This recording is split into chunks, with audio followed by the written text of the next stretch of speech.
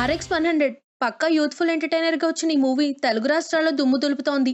భారీ కలెక్షన్‌లని సాధిస్తుంది. తొలి రోజు 1,42,00,000 కలెక్షన్‌లను సాధించిన ఈ చిత్రం రెండో రోజు పాజిటివ్ హిట్ టాక్ రావడంతో బాక్సాఫీస్ వద్ద దూసుకుపోయింది. వారాంతంలో మరింత భారీగా కలెక్షన్లు రాబడుతుంది.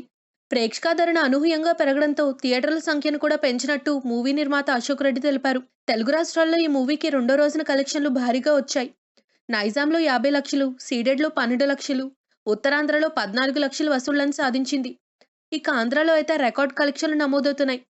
ఒక్క తూర్పుగోదావరి జిల్లాలోనే 9 లక్షలు, పశ్చిమ గోదావరిలో 5 లక్షలు, కృష్ణా, గుంటూరులో 6, 7 లక్షలు, నెల్లూరులో 3 లక్షల వసూళ్లను రాబట్టింది. పెద్దగా పరిచయం లేని దర్శక నిర్మాతలు కలిసి ఈ చిత్రాన్ని కేవలం 50 లక్షల బడ్జెట్‌తోనే తీశారట. కొత్తవారు కావడంతో పెద్దగా రెమ్యునరేషన్ కూడా తీసుకోలేదు.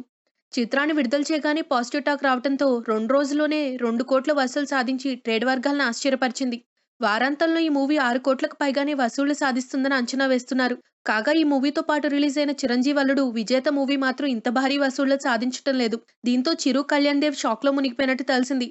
RX 100 మూవీలో నటించిన హీరో హీరోయిన్ల మధ్య రొమాన్స్ కెమిస్ట్రీ ప్రేక్షకులకి కిక్కెక్కిస్తుంది.